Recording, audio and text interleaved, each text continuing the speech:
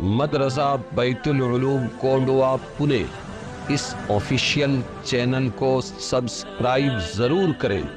یاد رکھیے، اس سے کسی ایک شخص کو نہیں، پورے مدرسے کو فائدہ ہوگا اور آپ کو اجر عظیم ملے گا۔ آیت 50 سے آیت 52 تک سورہ احزاب۔ اعوذ باللہ من الشیطان الرجیم، بسم اللہ الرحمن الرحیم۔ یا ایہا النبی انا احللنا لک ازواجک اللاتی آتیت اجورہن وما ملکت یمینک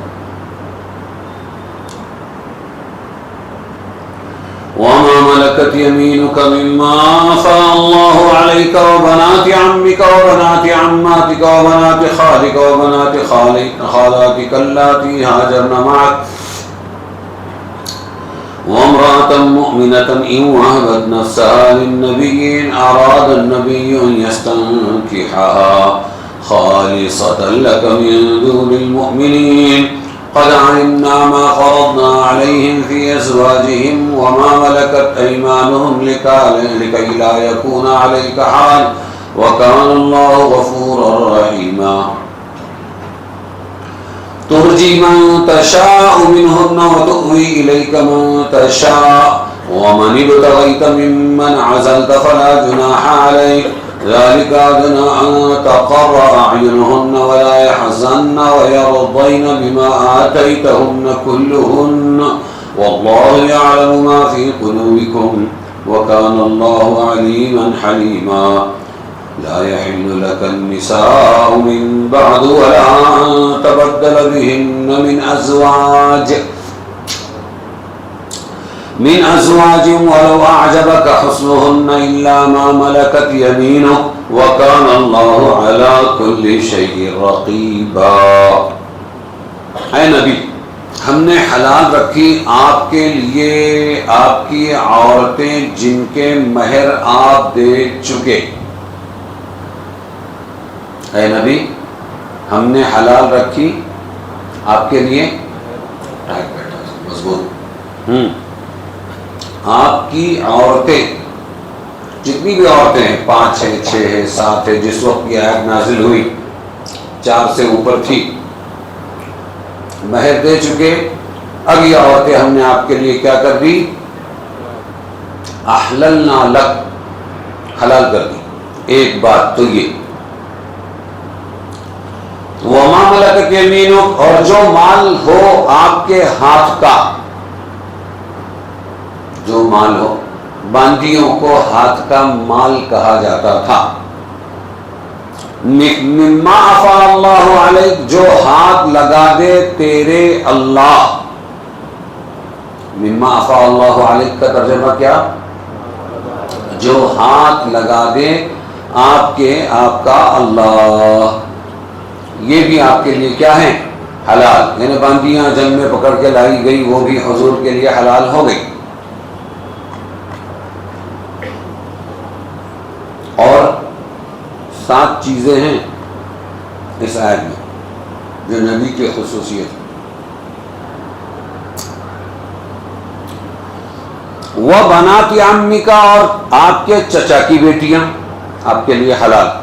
وہ بنات عماتک، آپ کی پھوپھیوں کی بیٹیاں آپ کے لیے حلال۔ وہ بنات خالک، اور آپ کے ماموں کی بیٹیاں آپ کے لیے حلال۔ وبنات خالاتک، اور آپ کی خالاؤں کی بیٹیاں یہ بھی حلال، لیکن ان سب کے ساتھ ایک شرط ہے، اللاتی ہاجرن معک، ماموں کی بیٹی، خالہ کی بیٹی، پھوپھی کی بیٹی، چاچا کی بیٹی، یہ سب آپ کے لیے حلال ہوں گی۔ شرط ہے اللاتی ہاجرن معک، وہ جنہوں نے مکہ چھوڑ کر مدینہ کی طرف آپ کے ساتھ ہجرت کی، یہ شرط ہے۔ تو سمجھ میں آ رہا ہے؟ ہم اپنی خلیری بہن سے، پھپھیری بہن سے، ممیری بہن سے، چچیری بہن سے شادی کر سکتے، ہجرت کرنا شرط نہیں، لیکن حضور کے لیے شرط ہے کہ جو حضور کے نکاح میں یہ بہنیں آئیں گی، جائز ہوگی، لیکن شرط یہ ہے کہ آپ کے ساتھ وہ ہجرت کر کے مکہ سے مدینہ آئی ہوں. اللاتی ہاجرن معک، سمجھ میں آیا؟ اور کیا حلال؟ وامرأة مؤمنة إن وهبت نفسها للنبي أراد النبي أن يستنكحها. اور کون حلال ہے؟ اور جو عورت ہو مسلمان اگر بخش دے اپنی جان نبی کو، اگر نبی چاہے کہ اس کو نکاح میں لائے. کوئی عورت ہے مسلمان، وہ آئی، میں نے اپنے آپ کو آپ کے نکاح میں گفٹ کیا. وہبا یہبو ہبتن، ہبا کرنا، انگلش میں گفٹ دینا. اگر کسی عورت نے آ کر، واقعات ہوئے، آئی کھڑی ہوئی سب کے سامنے، میں نے اپنے آپ کو آپ کے نکاح میں دیا، لیکن حضور کو اللہ نے حکم نہیں دیا تو آپ نے نہیں کیا، پھر دوسرے سے نکاح ہوگا. اور وہ عورت بھی جو مسلمان عورت اگر بخش دے اپنی جان نبی کو، اگر نبی چاہے کہ اس کو نکاح میں لائے تو یہ بھی نبی کے لیے جائز ہے. خالصۃ لک من دون المؤمنین، یہ خاص ہے آپ کے لیے سوائے سب مسلمانوں کے. اس کو سمجھاؤں گا. قد علمنا ما فرضنا علیہم، ہم کو معلوم ہے جو مقرر کر دیا ہے ہم نے ان پر ان کی عورتوں کے حق میں اور ان کے ہاتھ کے مال یعنی باندیوں کے بارے میں، تاکہ نہ رہے آپ پر تنگی، اور ہے اللہ بخشنے والا مہربان. ترجی من تشاء منہن وتؤوی الیک من تشاء، پیچھے رکھ دے آپ جس کو چاہے ان عورتوں میں سے، اور جگہ دے اپنے پاس جس کو چاہے. وَمَنِ ابْتَغَيْتَ، اور جس کو جی چاہے آپ کا ان میں سے جن کو کنارے کر دیا تھا تو کچھ گناہ نہیں آپ پر.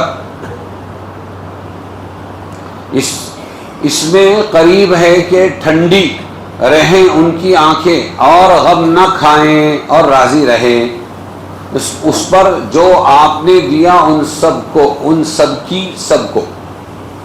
اور اللہ تعالی جانتا ہے جو کچھ تمہارے دلوں میں ہے. واللہ یعلم ما فی قلوبکم، اور اللہ تعالی جانتا ہے جو کچھ تمہارے دلوں میں ہے.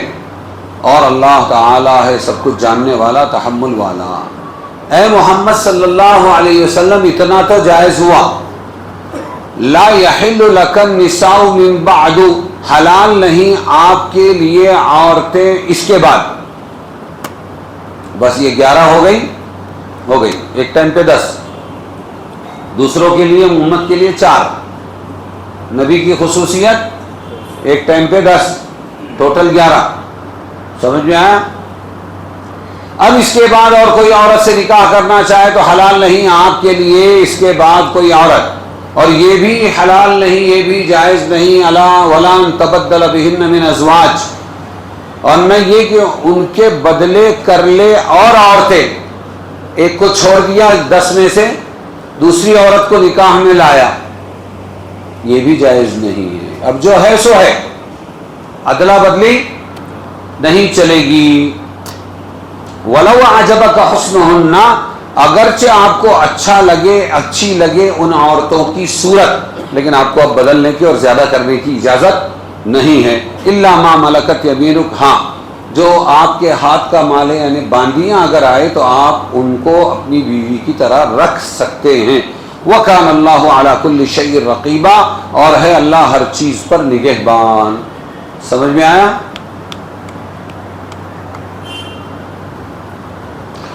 تو یہ جو آیت ہے نبی ہم نے حلال کر دی آپ کے لیے وہ بیویاں جن کے مہر آپ نے دی، اس میں 7 چیزیں ہیں جو نبی کی خصوصیت ہے. کتنی چیزیں ہیں؟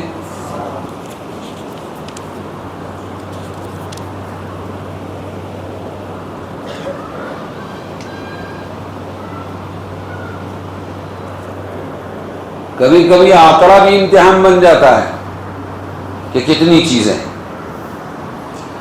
ان مذکورہ آیات میں نکاح و طلاق وغیرہ سے متعلق ان 7 احکامات کا ذکر ہے جو رسول اللہ صلی اللہ علیہ وسلم کے لیے مخصوص ہے، اور یہ خصوصیات حضور صلی اللہ علیہ وسلم کی ایک امتیازی شان ہے، اسپیشل اور خصوصی اعزاز کی علامت ہے۔ ان میں سے بعض احکام ایسے ان کی خصوصیت رسول کے ساتھ بالکل واضح اور کھلی ہے، اور بعض ایسے جو اگرچہ سب مسلمانوں کے لیے عام ہیں مگر ان میں کچھ قیدیں، شرطیں رسول صلی اللہ علیہ وسلم کے لیے مخصوص ہے۔ تفصیل دیکھیے۔ پہلا حکم، انا احللنا لک ازواجک اللاتی آتیت اجورہن، ہم نے آپ کے لیے حلال کر دی جتنی بیویاں ابھی آپ کے نکاح میں ہیں، 4 سے اوپر ہی تھی، وہ سب حلال ہے، آپ نے مہر دے دیا ہے۔ سمجھ میں آیا؟ یہ کسی امتی کے لیے جائز نہیں۔ اس دنیا میں یوٹیوب پر آپ کو بہت کچھ ملے گا، ایک کے پاس 100 بیویاں تھی، کتنی تھی؟ تو پھر اس کو کہا گیا 4 ہی رکھ سکتا ہے، باقی سب کو چھوڑنا پڑا۔ تو 100 کو رکھنا آسان تھا، کس کو چھوڑوں کس کو رکھوں یہ مشکل ہو گیا۔ سارے سمجھے کہ نہیں؟ لیکن نبی کے لیے جتنوں کا مہر دے دیا، بیویاں ہیں آپ کے پاس ابھی، وہ سب جائز ہے آپ کے لیے، یہ نبی کی خصوصیت ہے۔ اللاتی آتیت اجورہن، آپ نے کیا دے دیا؟ ان کے مہر دے دیے، آپ نے تمام مہر نقد ادا کیا ہے، ادھار نہیں رکھا۔ اور حضور کی ایک عادت تھی جو مسلمانوں میں نہیں ہے، جو چیز دینا ہے اس کو فوراً دینا ہے۔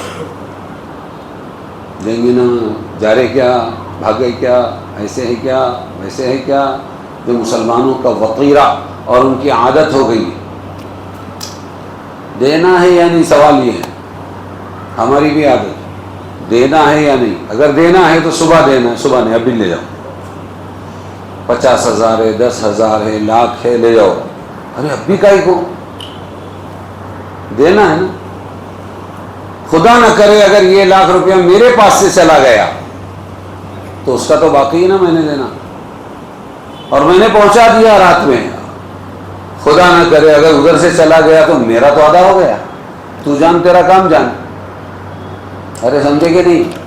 تو نبی کی یہ عادت تھی، جس چیز کا دینا آپ کے ذمہ عائد ہو اس کو فوراً دے کر سبک دوش ہو جاتے تھے۔ سبک ہلکا، دوش کاندھا، سبک دوش ہلکا کاندھا، آپ اپنی ذمے سے بری ہو جاتے تھے، بلا ضرورت تاخیر نہ فرماتے تھے۔ مسلمان اس میں بہت برا ہو گیا ہے، ایک تو دینا نہیں ہے، دینا ہے تو پھر ٹال مٹول کرنا۔ ایک حکم تو کیا معلوم پڑا حضور کا کہ جتنی بیویوں کا مہر دے دیا آپ نے وہ سب آپ کے لیے حلال ہے، چاہے 4 سے زائد ہو، 10 ہے، ایک وقت میں 10 تھی، ٹھیک ہے۔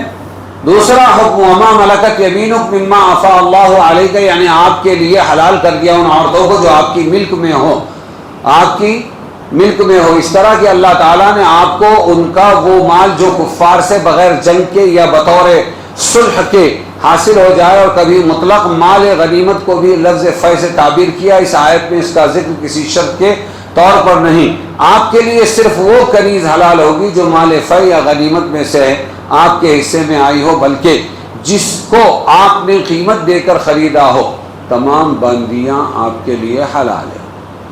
ایک تو گئے بازار میں باندیاں بک رہی تھی، انسانوں کا بازار لگتا تھا، یہ غلام بہت اچھا ہے، بڑا مضبوط ہے، ایماندار ہے، اس کے اتنے لے آتے تھے، اور یہ عورت ہے یا یہ لڑکی ہے، دیکھو اتنی خوبصورت ہے، اور یہ کھانا پکانا بھی بہت اچھا جانتی ہے، اس کو تعلیم بھی آتی ہے، بچوں کو سکھائے گی، اس کی قیمت ہے، خرید لیا۔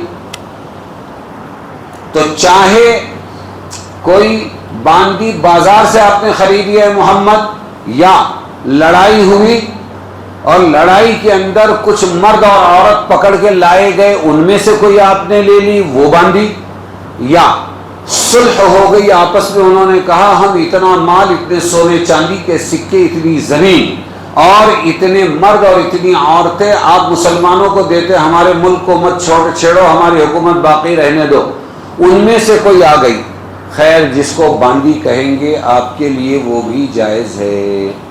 2 ہو گئے، ایک مہر والی عورتیں اور ایک باندی۔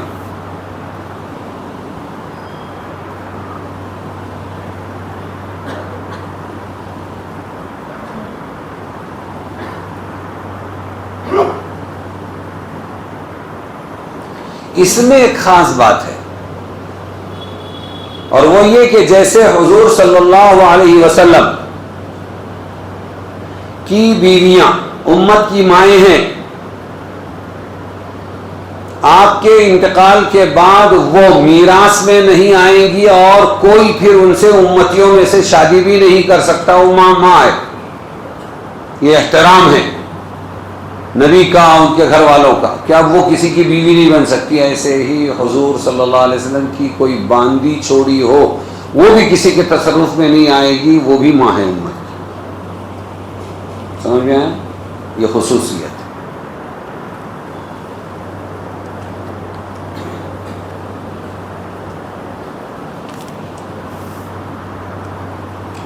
بنات عمک و بنات عماتک، تیسرا حکم، آپ کے لیے چچا پھوپھی کی لڑکیاں، ماموں خالہ کی لڑکیاں حلال کر دی گئی ہے۔ چچا پھوپھی میں باپ کے خاندان کی سب لڑکیاں، ماموں خالہ میں ماں کی خاندان کی سب لڑکیاں شامل ہیں، ان سے نکاح کرنا حلال ہونا تو حضور کے ساتھ تمام امت کے لیے حلال ہے، سب مسلمانوں کا یہی حکم ہے، لیکن ان میں یہ قید کہ انہوں نے آپ کے ساتھ مکہ سے ہجرت کی ہو، یہ حضور کے ساتھ خاص ہے، سمجھ میں آیا؟ کیونکہ خاندان کی لڑکیوں کا خاندان میں نکاح ہونا اسے بہت فخر کی بات سمجھا جاتا ہے، اس لیے ہر ایک تیار ہے حضور کے ساتھ نکاح کرنے کے لیے، تو اس میں کون سا کمال ہے؟ لیکن آپ اللہ کے نبی ہیں، آپ کا سفر حضر دعوت ہے، آپ مکہ چھوڑ کر مدینہ آ گئے تو ایک شرط ہے کہ جو قربانی دے کر حضور کے لیے نہ آئے بلکہ ایمان قبول کرے اور پھر ہجرت کر کے دین کے واسطے ہجرت کر کے مکہ چھوڑ کر مدینہ آئے تو یہ قربانی کی بنیاد پر وہ حضور کے ساتھ لیول والی ہو جائے گی اور نکاح کرنا جائز ہو جائے گا۔ ارے سمجھے گے نہیں؟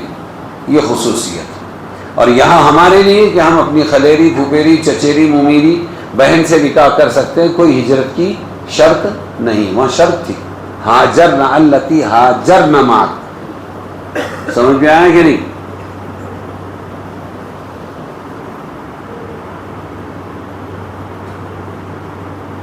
چوتھا حکم یہ دیا وَامْرَأَةً مُؤْمِنَةً إِن وَهَبَتْ نَفْسَهَا لِلنَّبِيِّ، اور کوئی مسلمان عورت اگر اپنے آپ کو گفٹ میں دے دے حضور صلی اللہ علیہ وسلم کے تو اس سے بھی آپ کا نکاح کرنا جائز ہے، اگر آپ چاہیں تو، نہیں کرنا چاہے تو نہ کریں۔ اس معاملے کی خصوصیت حضور کے ساتھ بالکل واضح ہے، کیونکہ عام لوگوں کے لیے تو یہ گفٹ جو میں بار بار بول رہا ہوں یہ کیا ہے معلوم؟ یہ حضور کے لیے خصوص وہابہ لفظ ہے، وہابہ، ہبہ، ہبہ میں دے دیا میں نے اپنے آپ کو، مجھے مہر نہیں چاہیے۔ جو چیز گفٹ کی ہوتی ہے بے بدل ہوتی ہے، یہ نبی کی خصوصیت ہے کہ وہاں مہر دینا ضروری نہیں ہے حضور کو، ورنہ تو امتیوں کے لیے یہ قاعدہ قانون ہے کہ مہر دینا کمپلسری ہے۔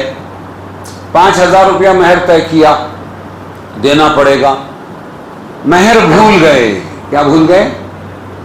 مہر بھول گئے، سب ہو گیا، اگڑم بگڑم سگڑم سب کرتے ہیں۔ میرے پاس مسئلے آتے تھے، میں مدارس اللہ میں امام تھا، یار فلاں مولانا صاحب آئے تھے، لنگی پہنے ہوئے تھے، لوگ بہت ستانے لگے، تو گڑبڑ کے اندر کیا کیا انہوں نے کہ مہر ہی طے نہیں کیا اور خالی ہی خطبہ پڑھ کے چلے گئے۔ میں نے کہا کوئی بات نہیں، ابھی جا کے تو ایجاب و قبول بھی کرا لو، خطبہ بھی کرا لو۔ مہر کتنا بھول گئے، مہر مثل دینا پڑے گا، میم سا لام، مہر مثل۔ مہر مثل کس کو بولتے ہیں؟ اس دلہن کی پھوپھی، اس دلہن کی خالہ، اس دلہن کے خاندان کی عورتوں کو دیکھا جائے گا، اور وہ جو عورتوں کا مہر چلا آیا 25,000 روپیہ اس کی پھوپھی کا تھا، 35,000 روپیہ خالہ کا تھا، اس کے خاندان کی جو عورتیں تھیں ان لوگوں کا تھا، وہ مہر دیکھا جائے گا، اور پھر اسی لیول کا مہر دینا پڑے گا کہ دو 35,000 روپیہ، دو 30,000 روپیہ، دو 25,000 روپیہ۔ بھول گئے تو بھی مہر دینا پڑے گا، اس کا نام ہے مہر مثل۔ کیا بولتے ہیں؟ مہر مثل۔ تیسری صورت، مجھے مہر نہیں چاہیے، صرف مولانا مجھ سے نکاح کر لے، میں راضی ہوں، پہلے طے کیا بعد میں بھول گئے۔ تیسرا کیا ہے؟ نہیں دینا طے کر دیا، میں نے اپنے آپ کو مولانا کے نکاح میں گفٹ کر دیا، مجھے کوئی مہر نہیں چاہیے، صاحب بول رہی ہے، تب بھی مہر مثل دینا پڑے گا۔ یہ ہے نبی اور امتی کا فرق۔ ان وہبت نفسہا للنبی ان اراد النبی ان یستنکحا۔ ارے کچھ سمجھ رہے ہیں کیا؟ مہر نہیں چاہیے مجھے اور مجھ سے نکاح کر لو، یہ ہو گیا تو نکاح ہو گیا، ہاں ایجاب و قبول ہوا، نکاح ہو گیا، مہر دینا پڑے گا۔ کون سا مہر؟ مہر مثل۔ لیکن نبی کے بارے میں اگر کوئی عورت آ کے کہتی وہبت نفسی لک، اے محمد، اے رسول، میں نے اپنے آپ کو آپ کے لیے گفٹ کر دیا، گفٹ کا مطلب ہے مہر دینا ضروری نہیں، معاف کر دیا اس نے، تو یہاں چل جائے گا، نبی کے اوپر مہر نہیں آئے گا۔ یہ خصوصیت ہے حضور، 7 خصوصیتوں میں سے یہ خصوصیت۔ تو سمجھ میں آ رہا ہے کہ نہیں آ رہا ہے؟ چوکن نہ رہیں۔ جو عورت آپ کے لیے اپنے آپ کو ہبہ کرے، یعنی بلا مہر کے نکاح کرنا چاہے، وہ آپ کے لیے حلال ہے۔ تو بعض علماء نے کہا ایسا ہوا، ایسا نکاح ہوا تھا حضور کا، اور بعض لوگوں نے کہا نہیں ہوا، خالی اللہ کی طرف سے اجازت تھی۔ یہ سب خصوصیات حضور صلی اللہ علیہ وسلم کے لیے۔ 5واں حکم کیا ہے؟ امرأۃ مؤمنۃ، کیا ہے؟ ان وہبت نفسہا،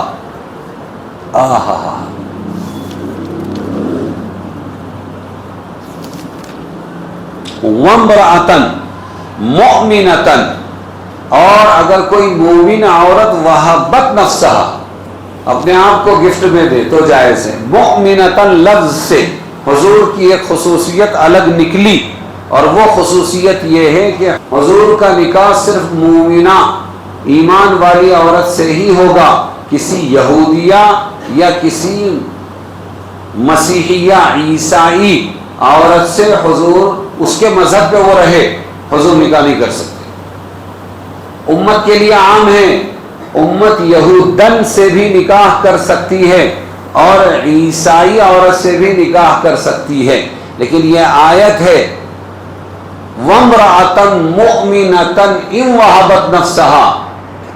یہ مؤمنۃ لفظ نے بتایا کہ حضور کا نکاح صرف کس سے ہوگا؟ تو امتی حضور کا عیسائی اور یہودی عورت سے نکاح کر سکتا ہے، کیونکہ وہ بھی اہل کتاب ہے، اللہ کو ماننے والے، رسول کو ماننے والے، آخرت کو ماننے والے، اپنی آسمانی کتاب کو ماننے والے، قیامت کو ماننے والے، جنت جہنم کو ماننے والے۔ خالی فرق پڑتا ہے کہ ان کے رسول الگ، ہمارے رسول الگ، تو نکاح جائز ہے۔ واقعی یہودی ہو، واقعی عیسائی ہو، نہیں کرنا بہتر ہے۔ سمجھ میں آیا؟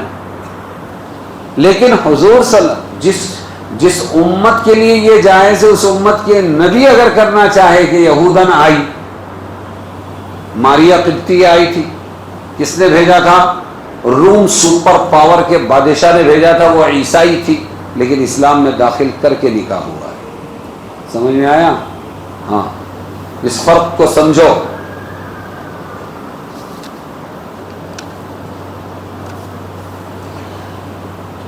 آگے ہے تؤوی الیکا، کیا ہے؟ ہاں، تؤوی الیکا کا مطلب کیا ہے؟ ٹھکانہ دینا۔ تؤوی الیکا کا مطلب کیا ہے؟ ارے بولو، ٹھکانہ دینا۔ آگے اللہ فرما رہے ترجی من تشاء منہن وتؤوی الیک من تشاء، پیچھے رکھ دے آپ جس کو چاہے ان میں سے، اور جگہ دے اپنے پاس جس کو چاہے۔ نکاح ہو گیا، حضور کی کئی بیویاں ہیں، جس کو چاہے پیچھے رکھے، جس کو چاہے اپنے پاس جگہ دے۔ حضور صلی اللہ علیہ وسلم پر باری فرض نہیں تھی، یہ خصوصیت حضور کی ہے۔ مسلمان نے اگر نکاح کیا ہے تو ایک بیوی کے پاس ایک دن ایک رات، تو دوسری بیوی کے پاس ایک دن ایک رات، ان کا حق ہے۔ اللہ کے نبی کے پاس چاہے 9 بیویاں رہی ہو یا جو بھی ہو، حضور پر ان کے پاس باری باری جانا یہ فرض نہیں تھا، ضروری نہیں تھا۔ حضور جب چاہے جس کے پاس چاہیں جا سکتے ہیں۔ یہ آیت بتلا رہی ترجی من تشا، پیچھے رکھ دے تو جس کو چاہے ان میں سے، اور جگہ دے اپنے پاس جس کو چاہے، وتؤوی الیک من تشا۔ بات سمجھ میں آئی؟ تو بولو تؤوی الیک، جس میں بیویوں میں برابری کرنے کا فرض آپ سے کیا کر دیا گیا؟ معاف کر دیا گیا۔ ارے سمجھے؟ تؤوی الیک سے کیا معاف کر دیا گیا؟ بیویوں میں برابری کرنے کا حق آپ پر سے معاف کر دیا گیا۔ یہ بات اچھی طرح یاد رکھو۔ اب یہ کہ ذالک ادنیٰ ان تقر اعینہن ولا یحزن ویرضین، اسی کے آگے آیت ہے، وہ یہ ہے وَمَنِ ابْتَغَيْتَ مِمَّنْ عَزَلْتَ فَلَا جُنَاحَ عَلَيْكَ، جس سے جی چاہے آپ کا ان میں سے جن کو کنارے کر دیا تھا تو کچھ گناہ نہیں آپ پر۔ اگر کسی کو چھوڑ دیا تھا کہ تم اپنے گھر میں رہو، واپس بیوی بنا کے نزدیک بلا سکتے ہو۔ اچھا یہ کیوں ہے؟ ذالک ادنیٰ ان تقر اعینہن، اس میں قریب ہے کہ ٹھنڈی رہیں آنکھیں ان کی اور نہ غم کھائیں اور راضی رہیں، بما آتیتہن کلہن، اس پر جو تو نے دیا ان سب کی سب کو، واللہ یعلم ما فی قلوبہم۔ آنکھیں کیسے ٹھنڈی ہوگی؟ باری تو فرض نہیں ہے، پھر آنکھیں کیسے ٹھنڈی ہوگی؟ اس کو سمجھنے کی کوشش کرو۔ اور وہ یہ ہے کہ جب کسی پر حق ہو، یہ مرد پر 2 بیویوں کا برابر برابر رات دن کا حق ہے کہ یہاں ایک رات تو یہاں ایک رات، پھر اس نے دیا تو کوئی کمال نہیں ہے۔ نبی پر یہ حق ہی نہیں ہے کہ 9 بیویوں میں برابر آپ باریاں تقسیم کریں، آپ آزاد ہیں، اور پھر آپ نے قریب کیا اور کسی کے پاس گئے۔ یہ زیادہ خوشی کی بات ہے۔ جس پر کوئی حق نہ ہو پھر وہ تھوڑا بھی احسان کرے تو اس سے زیادہ خوشی ہوتی ہے۔ یہ ہے آیت کا مطلب، بات سمجھیں؟ ذالک ادنیٰ، آپ چاہیں کسی کو پیچھے رکھ دیں، جس کو چاہے اپنے قریب بلائیں، اور آپ جو ہے جی چاہے آپ کا ان میں سے جن کو کنارے کر دیا تھا، پھر آپ نزدیک میں کوئی گناہ نہیں۔ اور یہ کیا ہوگا؟ آپ نزدیک لیں گے اپنی بیویوں کو، ذالک ادنیٰ ان تقر اعینہن، یہ قریب ہے کہ ٹھنڈی رہیں ان کی آنکھیں اور وہ غم نہ کھائیں اور راضی رہیں اس سے جو آپ نے سب کو دیا ہے۔ تو آپ پر کوئی چیز فرض نہیں باری، اور پھر آپ ان کو قریب کریں گے تو زیادہ خوشی ہوگی کہ بھئی اپنا حق نہیں تھا پھر بھی اپنے کو حضور نے قریب کیا۔ بات سمجھ میں آئی کیا؟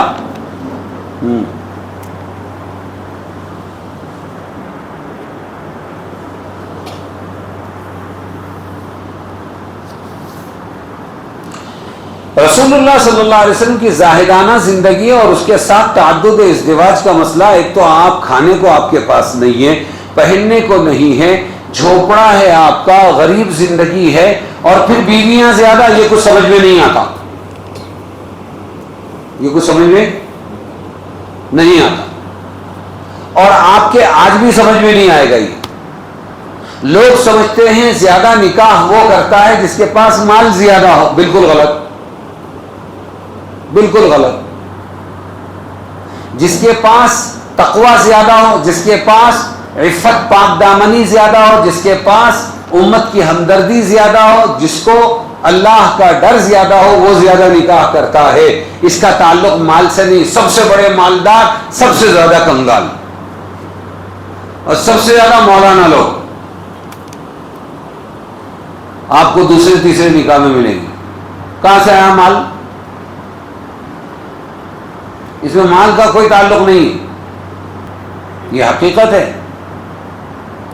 ورنہ صرف مال والے تو ایک کا کھلونا بن کے رہتے، ایک کا کیلکولیشن چلتا رہتا ہے، کیا رے ڈرائیور ہے، ڈرائیونگ کر رہا ہے عربستان کے اندر، اور استانیہ ٹیچرز آ رہی ہے جا رہی بیٹھ رہی ہے، کیا ہوا کہ پھر فرنیچر نکالا میں نے 20 لاکھ کا، وہ پرانا بیچ دیا ہو سستے میں، کائے کو ابھی 1 سال تو نہیں ہوا تھا، ارے اگر میں پیسہ جمع کرنے دوں گی اس کو تو یہ میری چھاتی پہ میری سوکن لائے گا۔ کیا لائے گا؟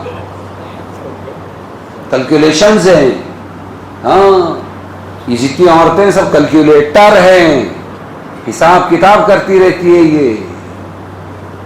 اس لیے غریب عرب کرتا تھا 2 3 3، آج امیر نہیں کرتا ہے الا ماشاء اللہ. تو اس کا تعلق ہی غربت سے ہے. کیسے؟ غربت سے ہے. دیکھو کہ رسول کی زندگی تو زاہدانہ اور نکاح نانو، اس کا کیا جوڑ ہے؟ اعداء اسلام نے ہمیشہ مسئلہ تعدد ازدواج، ڈبل نکاح، اور خصوصاً رسول اللہ صلی اللہ علیہ وسلم کی کثرت ازواج، زیادہ بیویاں کو اسلام کی مخالفت میں موضوع بحث بنایا ہے. لیکن رسول اللہ صلی اللہ علیہ وسلم کی پوری زندگی کو سامنے رکھا جائے تو کسی شیطان کو بھی شان رسالت کے خلاف وسوسہ پیدا کرنے کی گنجائش نہیں رہتی، جس سے ثابت ہے کہ آپ صلی اللہ علیہ وسلم نے سب سے پہلا نکاح 25 سال کی عمر میں حضرت خدیجہ سے کیا، جو بیوہ اور سن رسیدہ تھی، صاحب اولاد تھی. 2 شوہر پہلے ہو چکے تھے، ان کے نکاح میں رہ کے آئی تھی. 50 سال کی عمر تک صرف اسی ایک بوڑھی عورت کے ساتھ حضور نے 25 سال کا زمانہ گزارا. یہ 50 غلط لکھا ہے حضور کے 50 تھے. 25 سال حضور کی عمر، 40 سال بیوہ کس کی عمر؟ خدیجہ رضی اللہ. 15 سال کا فرق ہے. اور پھر 25 سال یہ جوان اس بوڑھی عورت کے ساتھ رہتا ہے، تو اس بوڑھی عورت کی عمر کتنی ہوئی؟ یہ 50 کے ہوئے تو وہ 65. خدیجہ کتنے سال کی ہوئی؟ 65. جس کو مزہ کہتے ہیں نا، مزہ. نکاح میں کوئی مزہ نہیں ہوتا، نکاح ایک سزا ہے. ہاں، اللہ سے ڈرنے والے کرتے ہیں، ورنہ منہ مارتے پھرتے ہیں. تو 65 سال کی عمر ہے حضرت خدیجہ کی، اور حضور کتنے ہیں؟ 50 سال کے ہو گئے، تب تک کہ دوسرا نکاح نہیں کیا. کتنے سال تھے حضور کی عمر نکاح کے وقت میں؟ 25. اور حضرت خدیجہ کی 40. اور کتنے شوہر دیکھی ہوئی تھی؟ 2. اور بچے بھی تھے. سمجھ میں آیا؟ 40 سال کی عمر میں اعلان نبوت کے بعد شہر میں آپ کی مخالفت شروع ہوئی. مخالفین نے آپ کے ستانے، آپ پر عیب لگانے میں کوئی کسر نہیں اٹھا رکھی. ساحر کہا، شاعر کہا، مجنوں کہا، مگر کبھی کسی دشمن کو بھی آپ کی طرف کوئی ایسی چیز منسوب کرنے کا موقع نہیں مل سکا جو تقوی طہارت کے خلاف ہو. آپ کے کیریکٹر پر کبھی بھی کسی نے حرف نہیں اٹھایا دشمنوں میں سے. سمجھ میں آیا؟ ہاں. 50 سال عمر شریف گزرنے کے بعد خدیجہ کی وفات کے بعد حضرت سودا نکاح میں آئی، وہ بھی بیوہ تھی. پھر حضرت عائشہ آئی نکاح میں، وہ اکیلی کنواری تھی. ارے سمجھ میں آیا کہ نہیں آیا؟ تو کیا مزے کے لیے کرتا ہے آدمی نکاح؟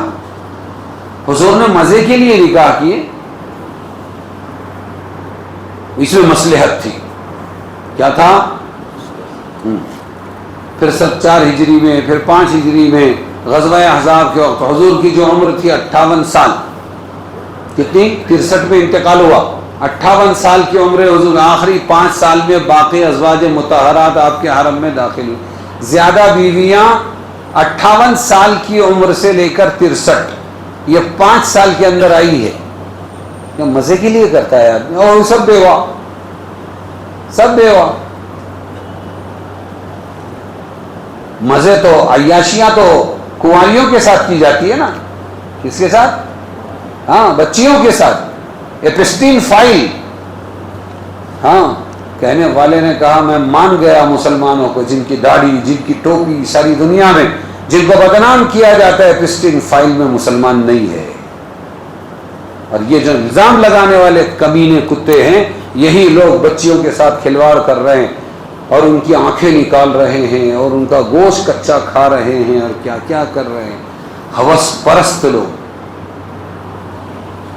اور الزام نکاحوں پر. عمر دراز عورت، بیوہ عورت، طلاق والی عورت، ان سے نکاح ہو تو وہ برے، اور یہ زنا کرے بچیوں کے ساتھ میں یہ جائز.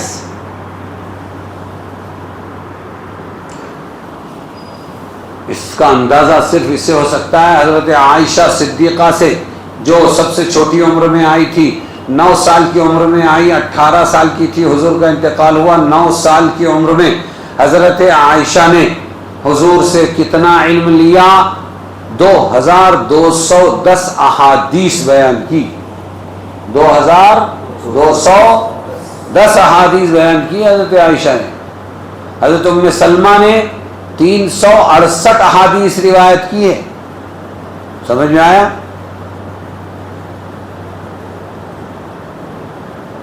تو ان سے دین پھیلانا تھا. دین کہاں سے پھیلتا ہے؟ گھروں سے پھیلتا ہے. اس لیے شادیاں کی.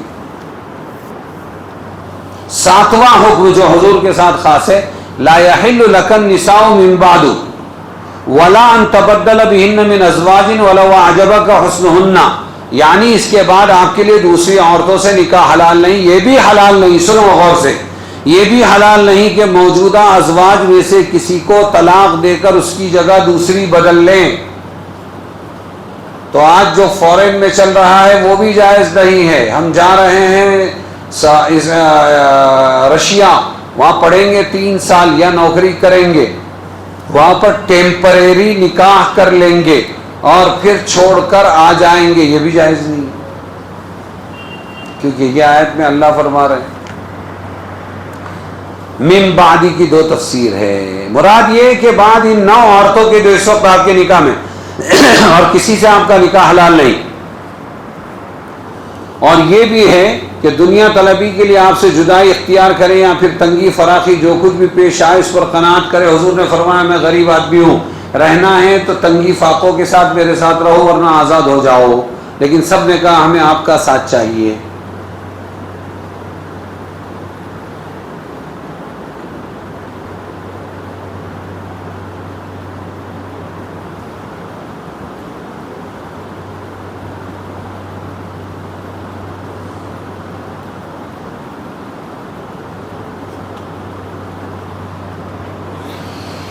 اور یہ بھی جائز نہیں ہے کہ آپ پری پلان پہلے سے طے کریں اس عورت سے میں نکاح کروں گا اور چند سال کے بعد اس کو چھوڑ کر دوسری اس کی جگہ لے آؤں گا.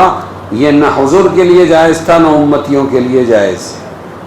یعنی شروع سے چھوڑنے کی اور بدلنے کی نیت ہے تو یہ نکاح ناجائز. یہ تو مزے مارنا ہوا، نکاح ایک بہانہ ہو گیا.